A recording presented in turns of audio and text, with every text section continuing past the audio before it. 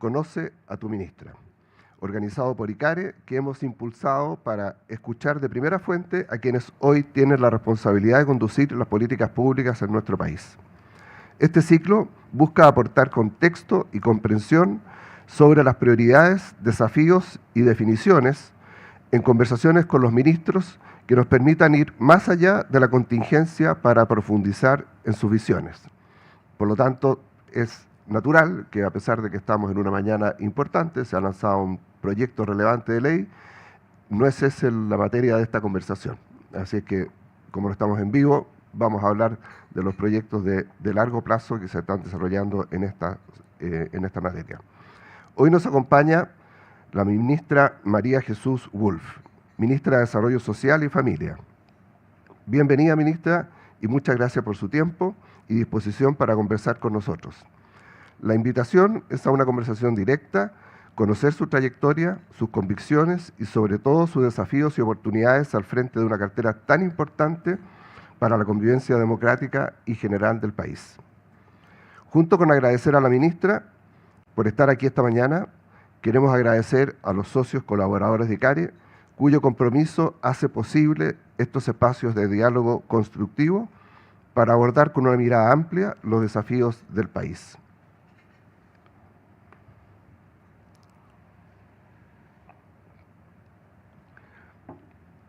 Vamos a partir de esta conversación, ministra. Comenzamos. Muy buenos días. Buenos días. Gracias por estar aquí.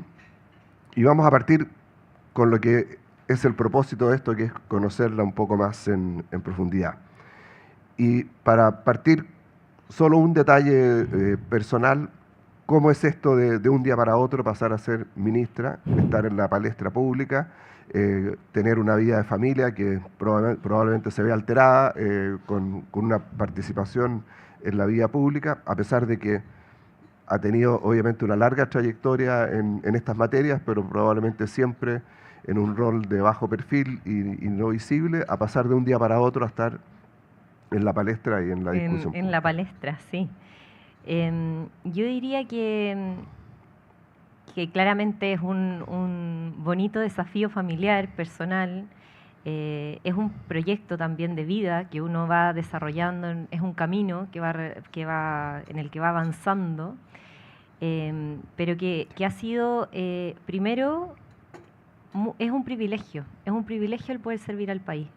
El tener esta responsabilidad, el poder mejorar las políticas públicas, el poder estar con las personas y tener la posibilidad de mejorar su calidad de vida es algo que vale totalmente la pena y que, claro, uno tendrá que adecuarse, ajustarse, la familia, las distintas responsabilidades, pero la tarea es tan significativa y tan bonita que lo que cueste o lo que uno se tenga que ajustar es nada comparado con el bien que se puede hacer en nuestro país. Cuando estabas en la universidad estudiando sociología, después posgrado y después en centros de estudio, ¿te imaginabas alguna vez llegar a una posición tan visible? ¿Era parte del proyecto o cayó? Yo en esto voy a ser súper honesta. Yo tengo una profunda vocación que la he tenido desde muy chica, de un compromiso con lo público, pero no soy una persona que piense en puestos de, oye, yo quiero ser esto, quiero ser diputada, me interesa mucho poder aportar. Una vez cuando chica me hicieron una entrevista y yo dije que quería ser alcaldesa, pero porque es un espacio de impacto en la vida de las personas. Pero claro, que iba a terminar siendo ministra, la verdad es que no estaba dentro de mi imaginario, pero sí que iba a hacer lo posible por, si se presentaba alguna posibilidad donde uno pudiera impactar en la vida de las personas, poder hacerlo. Si lo hubiesen preguntado cuando ya se visualizaba que la candidatura del presidente José Antonio Kast iba a salir, ¿en qué cartera le calzaba mejor colaborar? ¿Era esta o era otra? Yo creo que sin duda en desarrollo social también me gustan en general los temas sociales. A mí me tocó trabajar en la campaña, me pusieron a cargo del programa social, que era coordinar todas las políticas de educación, salud, vivienda, infancia, cultura, deporte. Entonces, estaba involucrada en distintas carteras.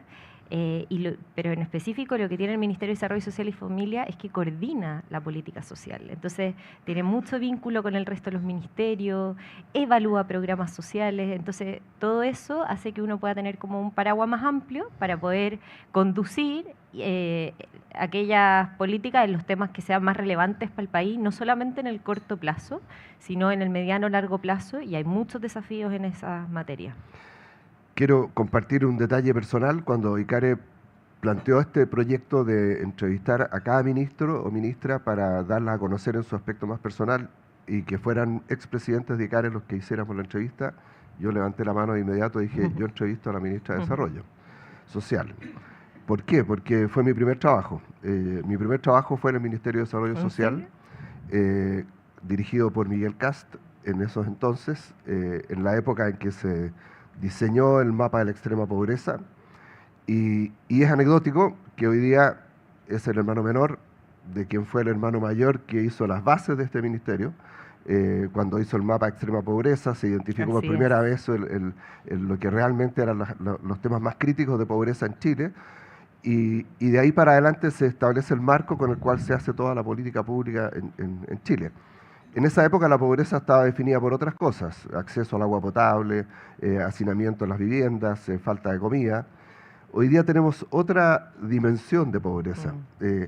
¿Cuál sería para usted el desafío de marcar una impronta?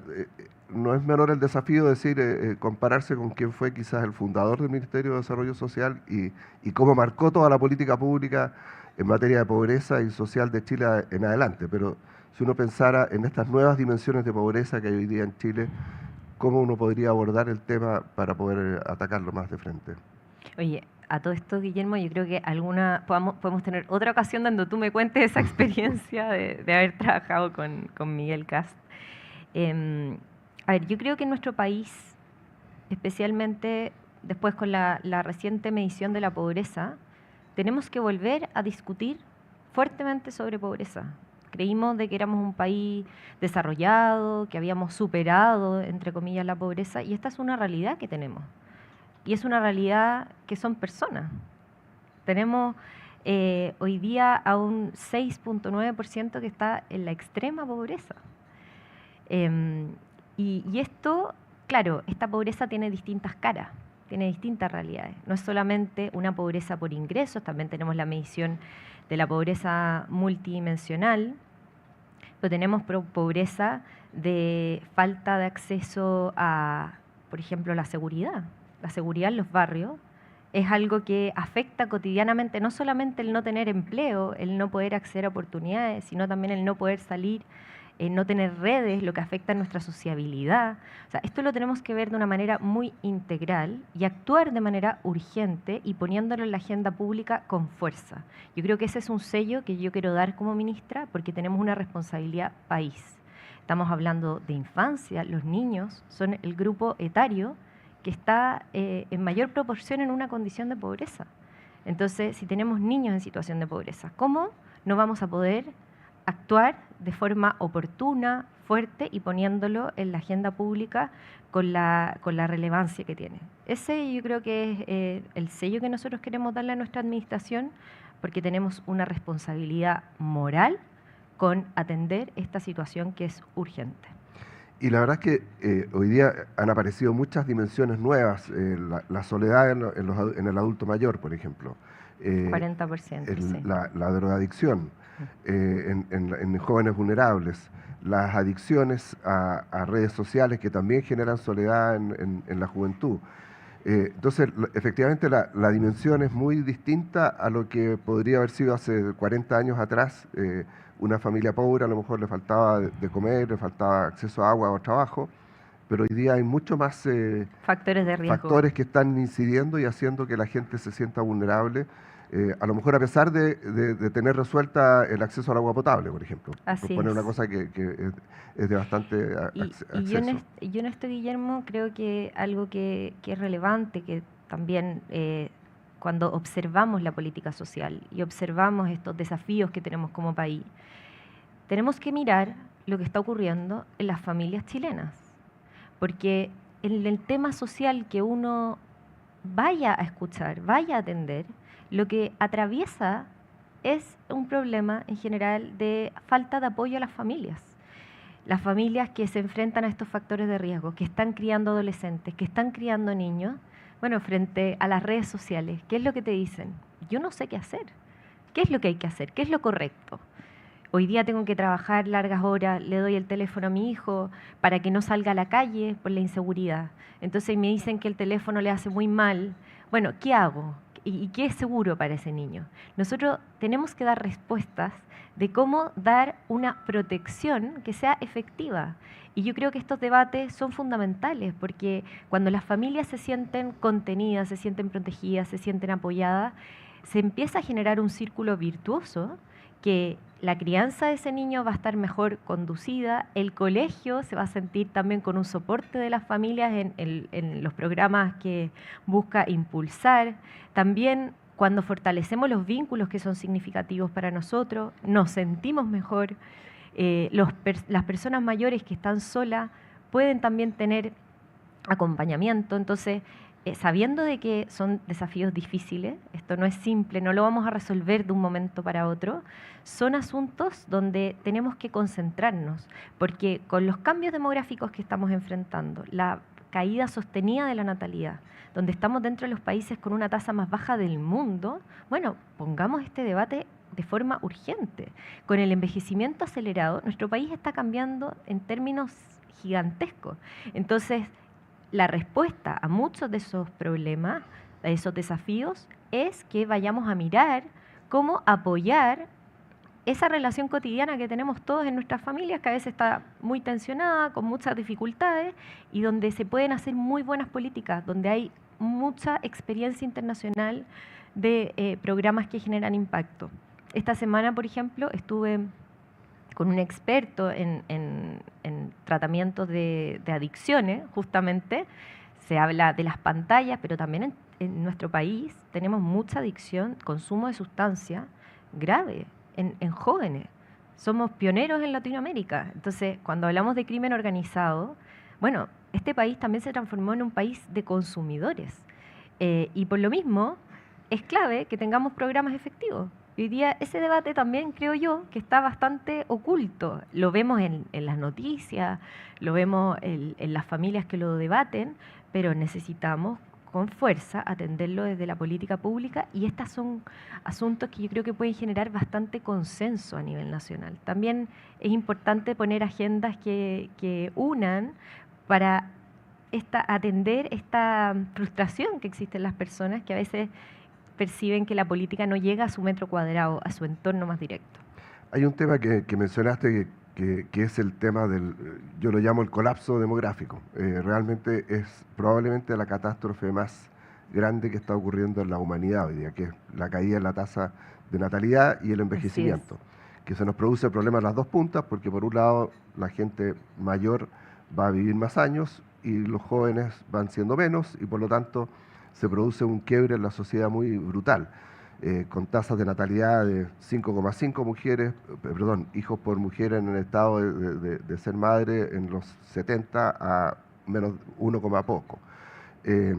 Y realmente hay un tema profundo de cómo la gente ve la sociedad hoy día, que es difícil de atacar con política pública, pero por otro lado tampoco un Estado se puede quedar al margen de un cambio social tan profundo que está ocurriendo con la gente que no quiere tener hijos, que prefiere vivir sola. Y yo siempre hago el comentario de que si el que no quiere tener hijos está consciente de que tampoco, si no va a ser padre o madre, tampoco va a ser abuelo o abuela. Y sacrificar las dos etapas de la vida para vivir en soledad es muy profundo. Y ¿qué ves que se puede hacer? Lo he escuchado, política pública es difícil, los incentivos a veces no son lo que motiva a la gente a tomar una decisión tan profunda como tener o no tener familia, digamos, pero el cambio en Chile ha sido dramático, y más fuerte que casi en cualquier otro país del mundo. A ver, yo creo que hay varias cosas. Primero, como país nos hace falta información, nos falta data. para entender por qué en Chile estamos con las tasas que estamos viendo, cuáles son los factores. Sabemos que afecta la vivienda, afecta el costo de la crianza, de tener un hijo. Hay muchos elementos, esto es multifactorial, pero no sabemos cuál es el peso de cada factor, qué es lo que está afectando más. Y por lo mismo, cualquier política pública tiene que tener eso en consideración. Y nosotros estábamos trabajando fuertemente, tenemos la Subsecretaría de Evaluación Social, que es donde se hacen un montón de estudios, la CACEN, que está trabajando en un instrumento para ir a medir cuáles son las causas detrás de la caída de la natalidad. Tenemos además distintas medidas, experiencias internacionales, que si bien no han sido del todo efectivas, hay experiencias y hay políticas que sí han logrado frenar la baja. Yo creo que tenemos como que país apuntar a eso, a que dejemos de caer. Y tenemos además el gran desafío, que es la articulación público-privada. Justamente si vemos un problema que es tan profundo y que es en parte un problema cultural, bueno, tenemos que todos los actores involucrados, desde las organizaciones de la sociedad civil, las empresas, las iglesias también tienen un rol importante, y por supuesto el Estado, tener una acción coordinada que busque apoyar a las familias. Hoy día también hay familias que quieren tener más hijos y que no lo pueden hacer, que dicen, oye, mi número de hijos habría sido X y tuve menos por tales circunstancias. Bueno, ahí el empleo juega un rol importante. Bueno, que el empleo apoye a las mujeres, a los hombres que deciden ser padres. Porque si no lo hacemos de manera coordinada y generamos incentivos que van en contradicción, no vamos a salir de esta crisis. Y para mí, por lo menos, lo que yo puedo hacer es actuar desde la política que coordina el Ministerio de Desarrollo Social. Mañana vamos a tener un comité social, que es un comité que coordina a los ministerios, y vamos a hablar justamente de este tema, porque si salud no actúa, vivienda no actúa, educación también tiene un rol importante, bueno, va a ser difícil que logremos cambiar la tendencia. Bueno, ese es uno de los temas que tenía en la pauta de conversación, justamente Nos fuimos adelantando la ahí. coordinación Sí. entre los distintos ministerios. El Ministerio de Desarrollo Social necesita del Ministerio de Vivienda, del Ministerio de Salud, del Ministerio incluso del Trabajo, de poder coordinar muchas áreas, porque en todos hay problemas que quizás por la definición estructural del Estado se han trabajado en silos. Por ejemplo, el problema del acceso al agua potable rural es un tema del Ministerio de Obras Públicas. El problema del transporte rural, problema del Ministerio de Transporte. El de la educación, el Ministerio de Educación. De vivienda, etcétera.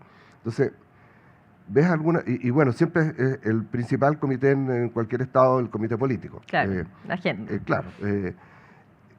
Algo como un comité social, digamos, donde trabajen en equipo, porque hoy día una cosa es la formación del Estado con estos silos, cada ministerio tiene su función, y otra cosa son estos problemas transversales que si uno no los coordina, se queda un poco atado de manos para poder realmente abordarlo. Completamente. La verdad es que es bien frustrante, yo creo que para las personas que han trabajado en gobierno, yo trabajé antes en el Ministerio de Educación, que uno entra a organizaciones que son enormes y que la coordinación entre los distintos actores es difícil, y por lo mismo nosotros desde el comienzo en la organización de este trabajo entre ministerios se conformaron comités, y nosotros como ministros no trabajamos de manera aislada, trabajamos justamente todo el tiempo en nuestra agenda está la coordinación.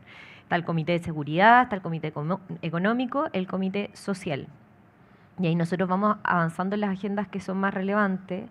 Por lo mismo existe también el desafío 90, porque teníamos todos agendas comunes de coordinación que tenemos que lograr resultados. Y yo creo que el presidente en eso ha sido muy visionario, porque nos hizo trabajar desde mucho tiempo antes. Estuvimos en la OPE coordinándonos y trabajando en equipo, de forma de que ahora es mucho más fácil también el que con los ministros tengamos confianza, tengamos claridad en la agenda. Y algo también que quizás durante la campaña no se habló con tanta fuerza, pero que yo considero muy importante, es que se fijaron agendas muy claras y quizás no estaban, decían, oye, el programa de gobierno no está abordando los miles de temas. Es que los gobiernos se pierden si no tienen tienen muy claras cuáles son sus prioridades y se conceptualizó en las emergencias, ¿cierto? La emergencia de seguridad, la emergencia económica y la emergencia social, pero eso es una ruta, es una hoja de ruta muy importante para la conducción de un gobierno. Entonces creo yo que ese diseño permite que nuestras acciones vayan justamente a los problemas que hoy día siempre se hablan en el país y que requieren de la ciudadanía una respuesta rápida, oportuna. La experiencia obviamente del presidente, que conoce Chile mejor que nadie, que ha recorrido todas las comunas, que ha escuchado al país, a todas las personas, también ayudó mucho en la definición de esas prioridades. Y el trabajar en equipo es algo que se da poco. En realidad en los gobiernos pasados uno ve que cada uno tiene su agenda. ¿Tienen alguna instancia formal de coordinación en estas materias? Sí, tenemos, bueno, el comité social, que nos reunimos cada 2 semanas y cuando existen situaciones de emergencia nos reunimos más seguido, como fue con lo ocurrido en el colegio en Calama, un drama terrible, y que estamos viendo y por lo mismo salió el proyecto de ley de escuelas protegidas, pero tenemos muchas más acciones que se están coordinando en esas instancias. Acá lo clave es justamente mirar los problemas desde una mirada multisistémica. Si nosotros, por ejemplo, vemos la situación de la pobreza solamente desde una mirada de vivienda, no lo vamos a resolver, aunque es muy importante. Tenemos que tener una conversación permanente para ir destrabando también, porque el Estado tiene mucha burocracia, muchos pasos por los que se tienen que seguir, y yo creo que han habido muy buenas señales en ese sentido en este mes que llevamos y que van a seguir obviamente habiendo y mostrando ese trabajo en equipo.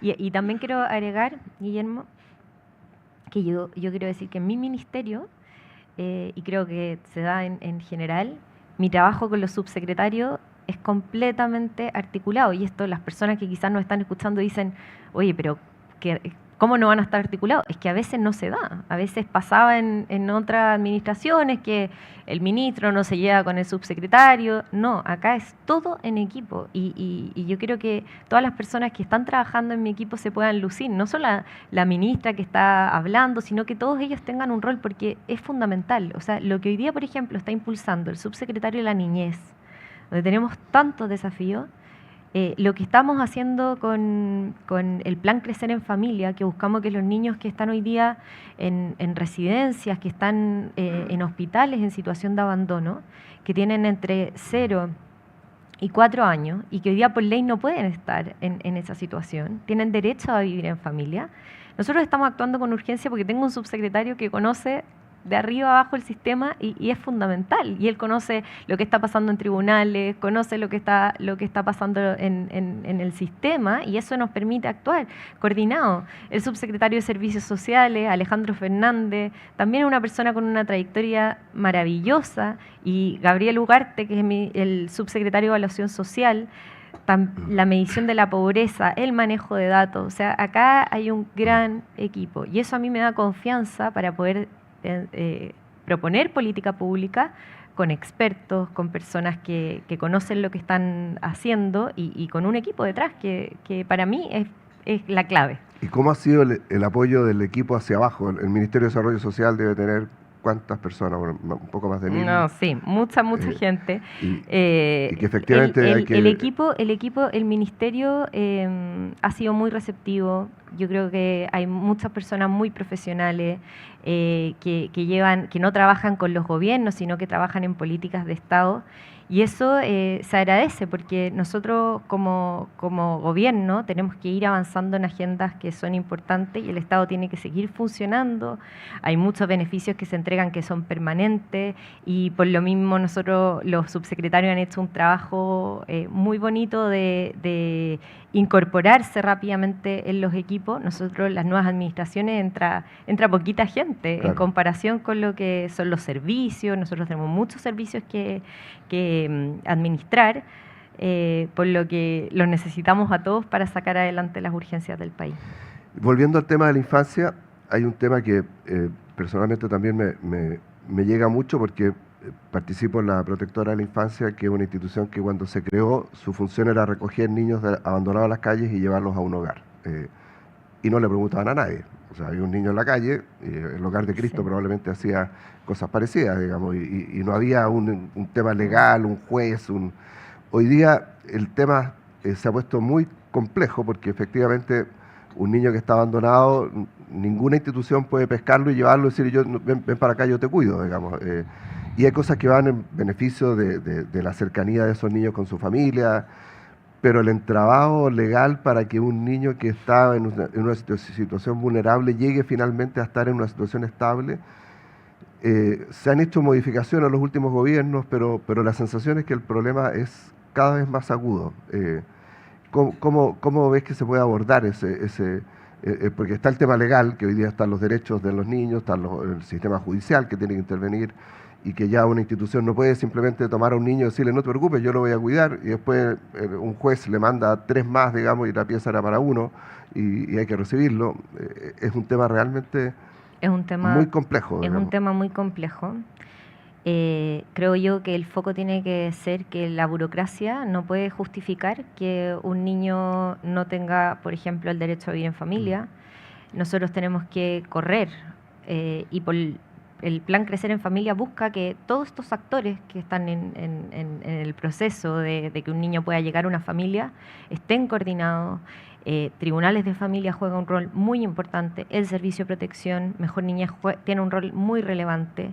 Claramente necesitamos familias de acogida, porque si nosotros no contamos con familias de acogida, si es que en caso de que no pueda haber reunificación familiar, son una solución muy importante, le cambia la vida a una persona. He escuchado muchos testimonios.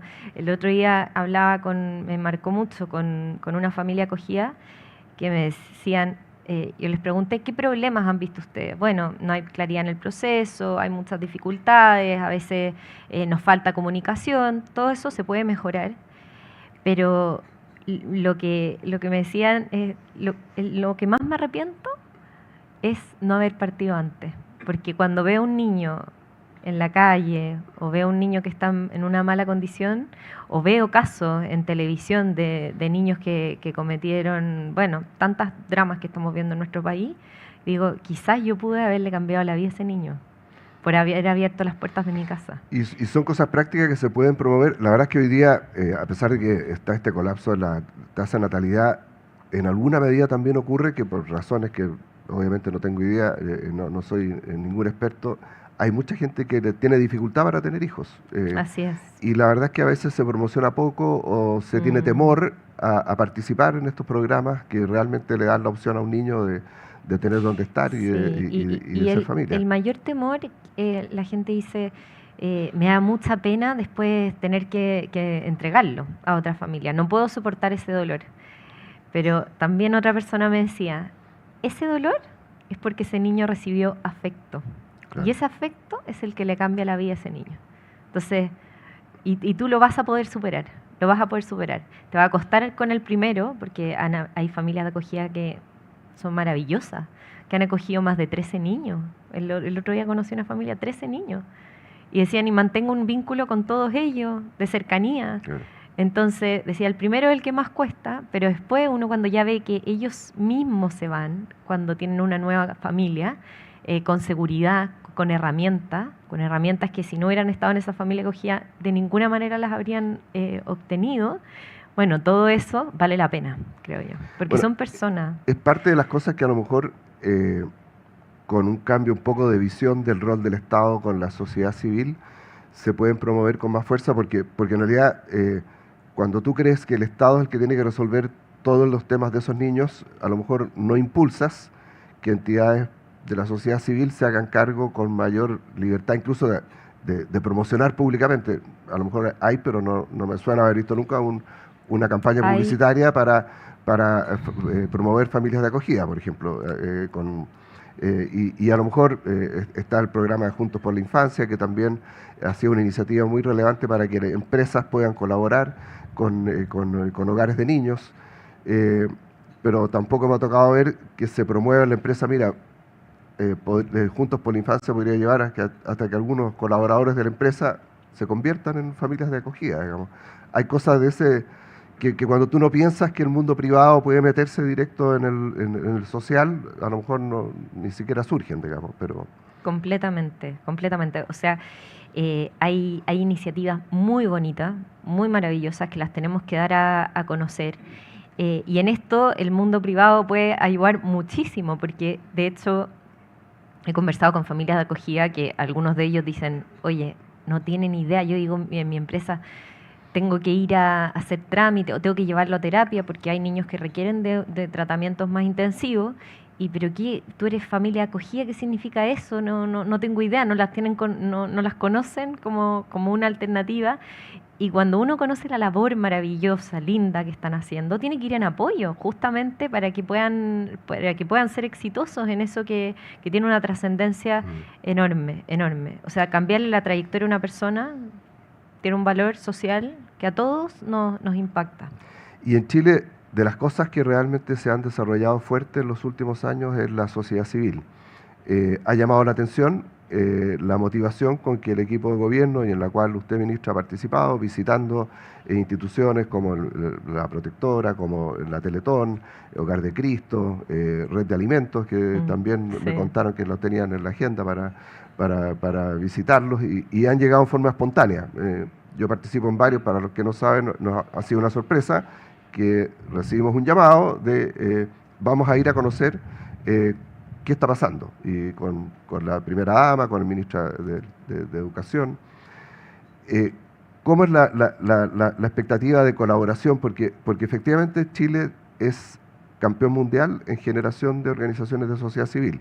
Somos el único país de América Latina que tiene fundaciones que se han expandido por la región. Tenemos multinacionales de la actividad social, como puede ser el Hogar de Cristo, como es la Teletón, como es Coaniquem. Hay organizaciones que realmente están a estándar global, pero por diversas razones en el pasado el trabajo en equipo con el gobierno no ha sido fácil o no ha sido fluido. Sí. A ver, yo como una de mis prioridades es poder colaborar con ordenar el vínculo que tiene el Estado con la sociedad civil. Durante mi trabajo, todo este tiempo que he estado involucrado en la agenda social, especialmente el año pasado durante el programa de gobierno que me junté con muchísimas instituciones, el diagnóstico era, esto es demasiado complejo. Nuestra relación con el Estado es un laberinto, no sabemos a dónde ir, nos piden en un lado un requisito, hay un montón de registros, nos pimponean para acá, para allá. Queremos aportar al país, queremos ayudar y no estamos recibiendo la ayuda del Estado. ¿Cómo puede ser? Si las personas nos asociamos y tenemos una responsabilidad con los demás. Esa es mi manera de verlo. Nosotros, todas estas iniciativas que surgen es porque alguien miró al otro y vio que tenía una necesidad. Vio que el país tenía una necesidad en infinitas materias y se agrupó con otras personas para impactar. Eso, como Estado, tenemos que potenciarlo. Porque además lo hicieron gratuitamente. Porque lo hicieron gratuitamente y porque es lo que uno quiere en un país, que haya responsabilidad social de parte de todos los actores, que no nos miremos solamente a nosotros mismos, sino que observemos a los demás, atendamos, porque eso nos hace más humanos y eso le mejora la vida a otros. Y por lo mismo, hoy día nosotros tenemos la División de Coordinación Público-Privada. Ahí nos articulamos con la sociedad civil y estamos trabajando fuertemente por ir ordenando los requisitos que se piden, ir impulsando las distintas iniciativas que pueden también tener un mayor alcance si es que el Estado está colaborando, y comprender siempre en el diseño de las políticas sociales y en su implementación que las organizaciones de la sociedad civil tienen una conexión con las personas y con realidades que son fundamentales para el diseño y para la implementación. Y nosotros ahora, cuando estamos pensando en mejorar la vida de los niños que hoy día están en un servicio de protección, lo estamos pensando desde la sociedad civil. Cuando estamos pensando en enfrentar el empleo, la pobreza, lo estamos pensando también con la articulación de actores que son fundamentales y que tienen una trayectoria muy importante para Chile. Hay un tema que es brutal para todas las fundaciones que reciben recursos del Estado, que es todo el tema de reportabilidad, de burocracia. Las Lamentablemente, rendiciones. lamentablemente hemos tenido malas experiencias en Chile, de fundaciones que no eran, recursos que se perdieron, y una responsabilidad del Estado de que la plata se use de manera correcta. Pero efectivamente, cuando tú lo llevas a la etapa de la ineficiencia, donde lo que te significa la burocracia de recibir recursos del Estado se te escapa de las manos, evidentemente se genera una frustración y una separación No me de quiero estas dos involucrar, actividades. sí, Claro, así es. se han cerrado residencias, por ejemplo, fundaciones educacionales que tuvieron que cerrar también en alguna etapa, residencias de niños que han tenido que cerrar. Entonces, porque llega un minuto que la burocracia asfixia. Ahora, por el otro lado, tienes el problema del buen cuidado de los recursos del Estado, que evidentemente que tiene que haber reportabilidad, tiene que haber vigilancia, tiene que evitarse los abusos, pero es un desafío gigante hoy día con las herramientas nuevas que existen de inteligencia artificial, con esto que ha hecho la Contraloría de la República, a lo mejor con los mismos recursos que siempre ha tenido, pero de repente probablemente a alguien se le ocurrió que era re fácil cruzar con el computador en los root de la gente que pasaba por el tag y la gente que tenía licencia médica, digamos. Es decir, y eso hace 20 años atrás habría sido un trabajo de 100 personas, digamos. Hoy día uno aprieta un botón, juntado a base de datos entonces el desafío de trabajar con la tecnología para poder generar mayor facilidad en la sociedad civil, proveer recursos y mayor confianza, yo creo que una tarea muy relevante de abordar. Sí, yo creo claramente los casos de abuso, el caso convenio, no ayudó a generar Sin duda, este escenario de claro. confianza. Nosotros hemos actuado mostrando señales de confianza, hemos ido a visitar instituciones porque queremos salir de ese momento que fue muy difícil para muchas instituciones. Han cerrado un montón de fundaciones que hacían una labor muy importante por justamente por esta mala visión, por esta situación de desconfianza y también en que los recursos se han transferido de forma mucho más acotada. O sea, eso también después del caso convenio se ha puesto mucho más complejo. Pero hay que mejorar la institucionalidad y como dices tú, Guillermo, la tecnología es clave. Ahí tenemos a la ministra Jimena Lincolao muy comprometida con la modernización del Estado. Tenemos grandes oportunidades y no puede ser una excusa. No puede ser el que hoy día hay mucha burocracia, el que hoy día las rendiciones son complejas. Bueno, vamos avanzando en que todo eso sea un proceso limpio, transparente, ordenado, con certezas, para que quienes están impactando positivamente en la calidad de vida de nuestro país lo puedan seguir haciendo con el apoyo y con la prontitud de la acción del Estado, con que sea oportuno, porque muchas veces pasa que las instituciones están trabajando, muchos meses después reciben los recursos, entonces esto hay que ordenarlo para que podamos atender las urgencias sociales de nuestro país que son críticas. Hay un tema que aprovecho de pasar mensaje aquí, porque afortunadamente uno puede sentarse aquí, digamos. Pero yo participo también en la red de fundaciones donantes y estamos trabajando con la COS, con la Comunidad de Organizaciones Sociales, en el tema de ley de donaciones.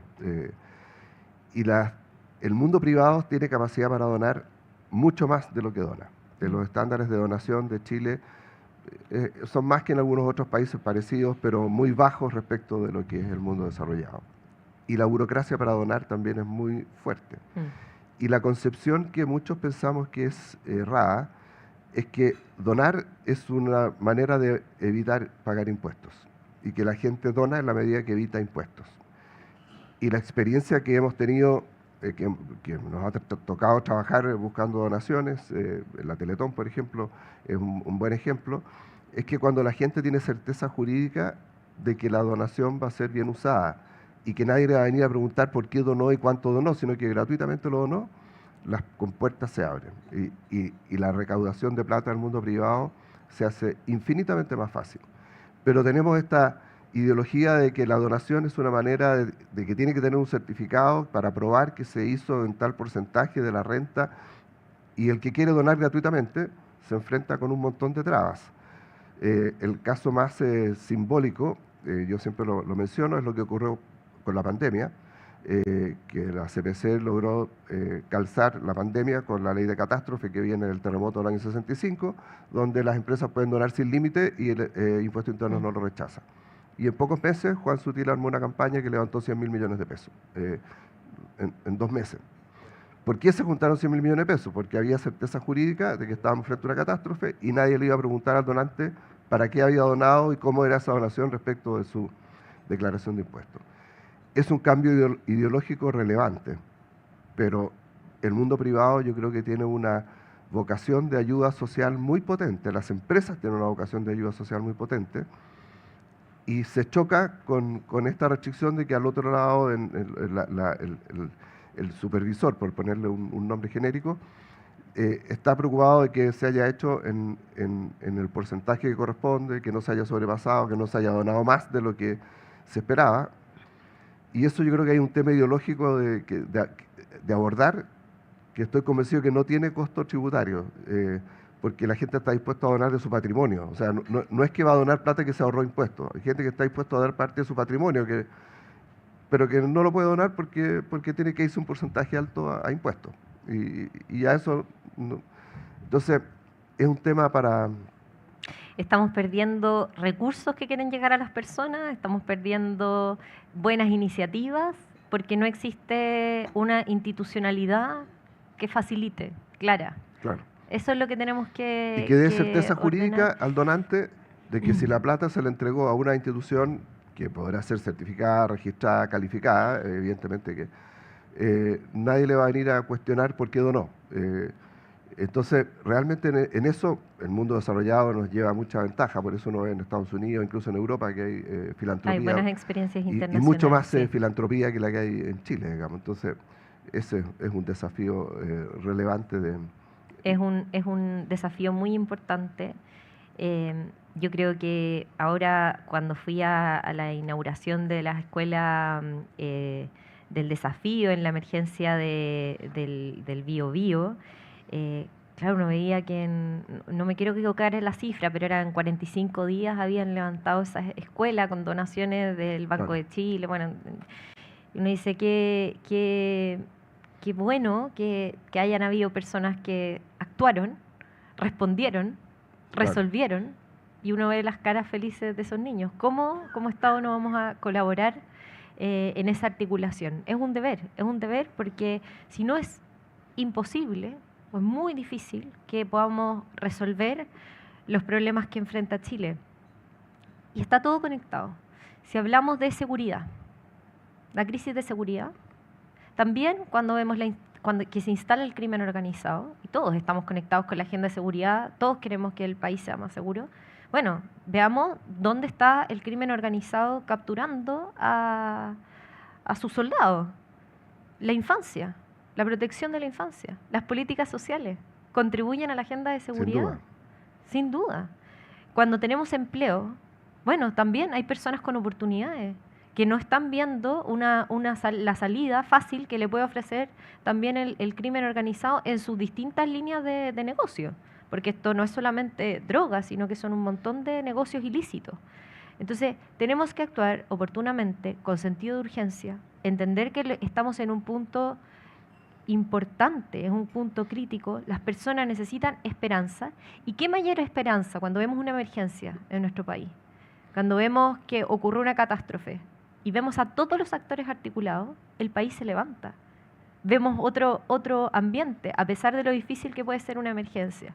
Entonces, yo creo que seamos conscientes de que lo que estamos viendo en materia de seguridad, lo que estamos viendo a nivel social, lo que estamos viendo que ocurre en los colegios, está todo conectado, y que somos capaces como país de salir adelante, pero los necesitamos a todos.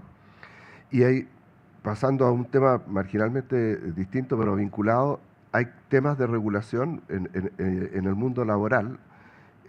Tenemos toda la regulación puesta en el centro de la distribución. O sea, si uno lo pone a distribución normal, los jóvenes que están entrando al trabajo por una la hora punta, los adultos mayores en la otra, y en el centro la gente que está toda la legislación laboral siempre se focaliza en el centro, la gente que está empleada, la gente que tiene trabajo, y tenemos en la punta de los jóvenes un tema dramático, porque en Chile, por diversas razones y por temas de derechos humanos probablemente, se puso trabas muy grandes para que los niños trabajen.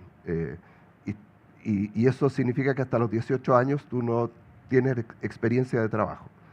Antiguamente un niño de 14 años ayudaba en el supermercado, a cargar el carro, hacía labores en distintas cosas. Hoy día todo eso desapareció, no porque no haya niños que lo quieran hacer, sino que porque legalmente a las empresas se les complicó traer a niños de 16, 17 años antes de a que hagan labores de trabajo, y disminuyes la cultura del trabajo. Después, me imagino que tú lo sabes, pero el Estado no puede contratar a personas que hayan sido condenadas. No contrata a personas que no tengan licencia de educación secundaria aprobada. Entonces, jóvenes que no salieron de la educación media no pueden ser contratados por el Estado, no tuvieron experiencia de trabajo siendo menores de edad porque la legislación no lo permite, y llegan a los 18 años, y para qué decir si venía de un servicio de menores que a los 18 años lo graduaron y dijo, ahora tú ya eres adulto, así que Tienes que salir. arréglate la vida.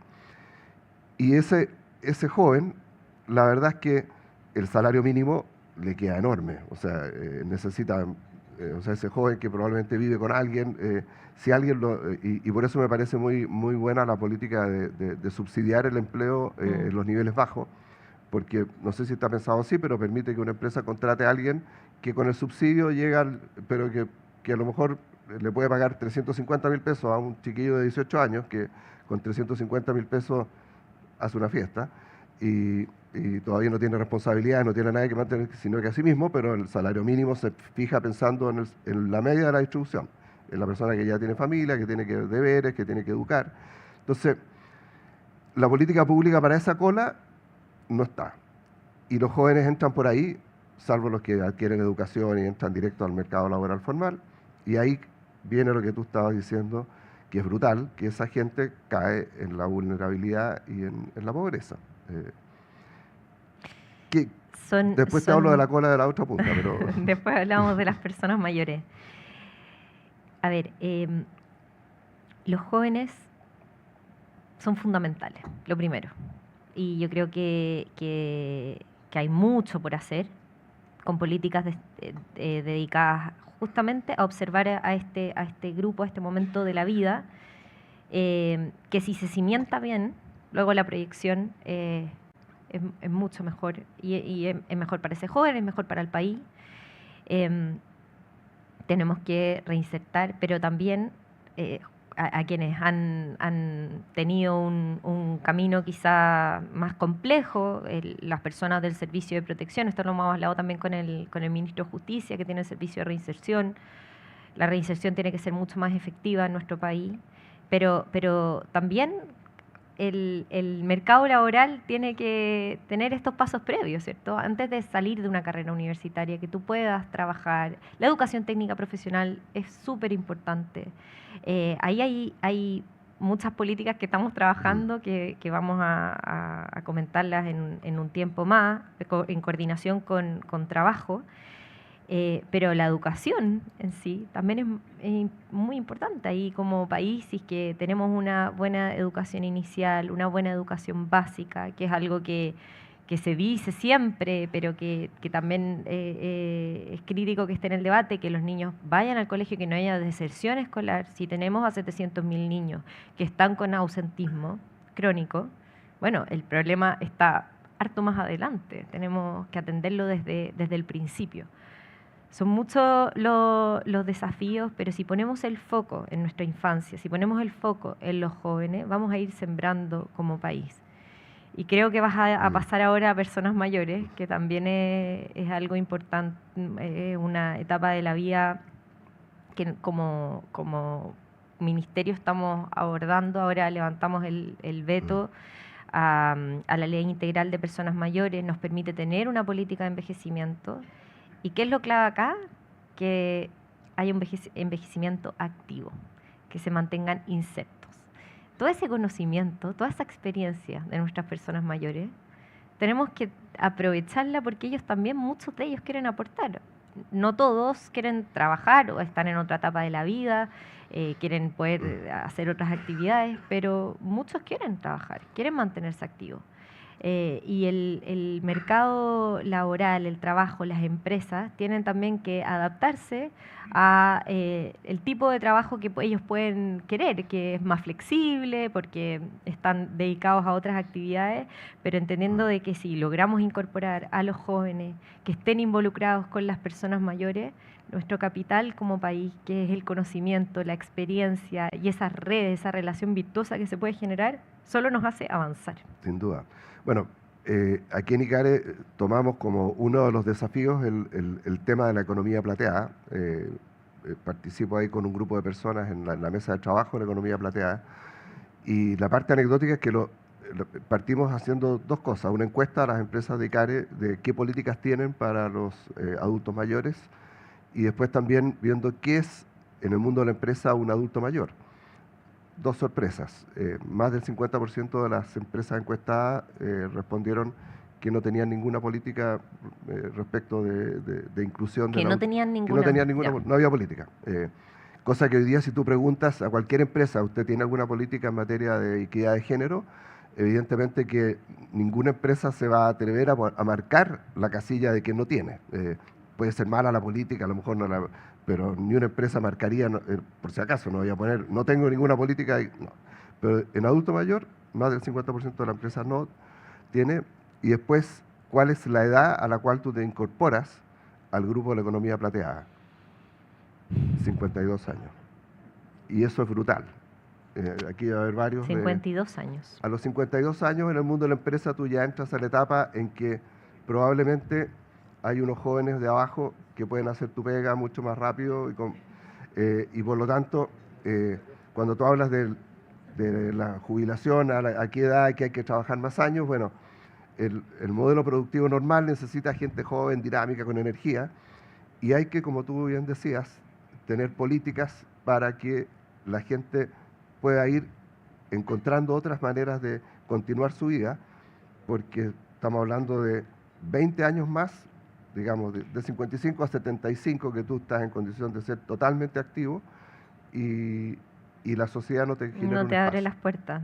Entonces, y además muchos terminan en una situación de soledad. Sin duda. Que es lo que estamos viendo. Entonces, el trabajo, que tiene que ser en este caso, porque hay personas que están jubiladas, que se retiraron, un trabajo voluntario, porque también en esto se entrampa mucho la discusión de cómo van a hacer trabajar a las personas mayores. No, si es voluntario, si ellos quieren aportar, que lo puedan hacer, que tengan ese espacio. Y eso, como decía antes, genera es un círculo virtuoso. Nos aportan, dan otra mirada, la mirada de la experiencia, que sabe qué es lo importante, qué no es lo importante, después de ver tantas dificultades, problemas, o sea, eso es gigante, y el relacionamiento, el que puedan estar, y nosotros como ahí, las personas mayores, tenemos que abrirles un espacio. Y en la última etapa de la vida, porque nos queda poco tiempo, cuando ya viene la etapa del cuidado, ¿cómo abordar el problema del cuidado? Porque esta misma estructura demográfica te genera miles de personas en soledad que no tienen como... y además también el problema de que algunos tienen que dedicarse al cuidado de los adultos mayores. ¿Cómo ves el desarrollo de eso? ¿Ha habido legislación también sobre el tema? Sí, tenemos la implementación de la ley del Sistema Nacional de Apoyos y Cuidados y en eso estamos trabajando firmemente y ahí hay un grave problema que también lo mencionó la ministra de Salud, de personas mayores que terminan abandonadas en los hospitales porque no pueden acceder también muchos de ellos a una oferta o porque los familiares los dejan en situación de abandono, y ahí hay una responsabilidad que tenemos nosotros también que la nueva ley integral de personas mayores regula las situaciones de abandono con los tribunales de familia, pero también tenemos que adelantarnos. Si las personas llegan en mejores condiciones físicas, con también mejores vínculos e incorporación a la sociedad, ese periodo de la vida lo viven mejor, la dependencia disminuye. Y eso es fundamental. Hay buenas experiencias en Chile que se han implementado. Hay una política de envejecimiento activo que hizo en la Universidad de Chile el doctor Luis Ver en Chiloé, que tuvo impacto en muy corto plazo, de bajo costo, y que ahora se está implementando en la comuna de La Florida. Bueno, esas experiencias las tenemos que ampliar porque permiten que la calidad de vida de esas personas sea mucho mejor y que no terminemos después tratando también muchos años de dependencia porque no actuamos oportunamente y porque no vimos cómo podía influir una mala trayectoria, que a veces es hacerse un examen a tiempo, tener un poco más de actividad física, poder incorporarse en el trabajo y bueno, también que los familiares mantengan un vínculo que sin duda tiene un impacto muy positivo O sea, en efectivamente, la parte vida de lo que hemos estado trabajando aquí en de las ICAR es personas. justamente meter en el mundo de la empresa la conciencia de que hay que generar el espacio, primero por necesidad, porque estamos teniendo menos jóvenes que se incorporan, y por otro lado, porque la calidad de vida de esa gente que pueda a lo mejor reinventarse o hacer otra carrera para los siguientes 20 años es algo que va a poder continuar. Uy, acá está el doctor Luis Ver, que yo estaba hablando de él. Oye, un Bienvenido. aplauso, porque de verdad ha hecho una labor muy, muy maravillosa. Y lo vamos a invitar a, Sí, a nuestra tienen, mesa de tienen que trabajo. conocer su trabajo. Me lo habían recomendado ya para que Sí. lo invitáramos a nuestra mesa Sí. de trabajo. Nos quedan 6 minutos. Se pasó rápido. Se pasó rápido. ¿Qué mensajes te gustaría transmitir para, para la comunidad, para quienes nos están viendo en EMOL? Esto se está transmitiendo en vivo. Respecto del desafío social que tenemos en Chile, cómo la comunidad puede colaborar, cómo la empresa puede colaborar, cómo la sociedad civil puede colaborar, ¿qué te gustaría dejar como mensaje de esta experiencia? Lo que me gustaría decirle a todos quienes están hoy día y agradecer que hayan venido a escuchar y también a la audiencia que está conectada, es que como país no miremos para el lado. Tenemos urgencias reales, tenemos que proteger a nuestra infancia, tenemos que ir en apoyo a las familias, tenemos que ofrecer herramientas, tenemos también a personas mayores que tienen un potencial gigante, que lo estamos a veces dejando de lado. Todo esto estamos hablando de personas y no hay nada más bonito que cambiarle la vida a una familia y a las personas, y a veces eso puede sonar muy abstracto, muy difícil, pero yo estoy segura que cuando esto le ponemos, yo siempre digo, un rostro, y cuando actuamos en conjunto como sociedad, desde el Estado, la política social, la sociedad civil, las universidades y las empresas, podemos generar un cambio gigantesco. Tenemos que tener muy claras las prioridades. Las personas que están en situación de extrema pobreza, las personas que están en pobreza y que requieren de un empleo. Por lo mismo el plan de reconstrucción, el proyecto de ley que firmó hoy día el presidente es muy importante. Proteger a nuestra infancia con apoyo a las familias, incorporando a las familias en ese proceso, y también enfrentar los desafíos demográficos que tenemos como país, que nos hace adecuarnos a todos, adecuar las empresas en sus labores, adecuar la política del Estado, la política social, y ir con fuerza a trabajar en conjunto, trabajar en unidad, porque las personas llevan mucho tiempo esperando y las frustraciones se van instalando, pero podemos hacer mucho teniendo esta agenda compartida, esta agenda que es urgente y que este gobierno lo ha definido como una emergencia social, y estamos trabajando para usted con fuerza por generar un cambio. Con mucha fuerza lo han estado haciendo, y quizás para ponerle un tono un poco más, no sé si más conceptual, el pasar de una ideología de individualismo a una ideología de colaboración en todas estas materias, donde en vez de mirarse cada uno cómo aprovecha lo mejor desde los beneficios que pueda obtener, desde cómo desarrolla su propia carrera, a cómo colabora con la sociedad, cómo colabora con los demás, probablemente pueda hacer un salto que nos haga mirar todas estas cosas. Vamos a tener los próximos días probablemente una intensa discusión respecto del proyecto de ley. Fue lanzado esta mañana, todavía no conocemos mucho los detalles. A las 7:30 de la mañana no es un detalle menor, es un gesto. Yo me imagino que tiene un símbolo, que el anuncio de un nuevo proyecto se hace a las 7:30 de la mañana con todos los ministros y el presidente de la República. Es una demostración de que aquí se empieza a trabajar temprano porque queremos sacar adelante a Chile.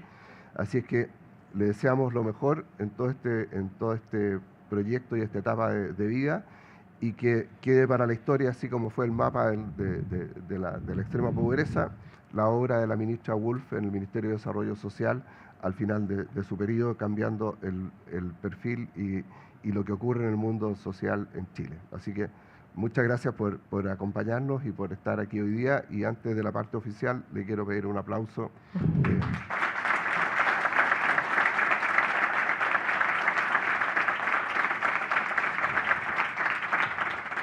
Así que en nombre de ICARE les quiero agradecer, ministra, por esta conversación sobre los desafíos y oportunidades de la política social de Chile.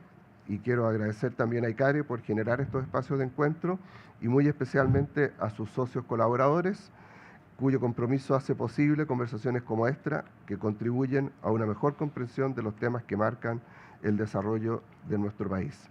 Y por supuesto también agradecerle a todos ustedes, a los que nos han visto en directo a través de las redes sociales y de MOL TV en particular, y de nuestras plataformas digitales como ICARE TV.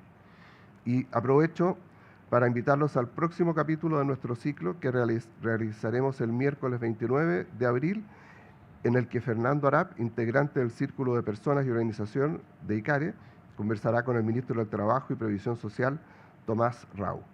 Muchas gracias por acompañarnos en esta mañana, y muchas gracias, ministra, por estar aquí con nosotros en ICARE. Muchas gracias a usted.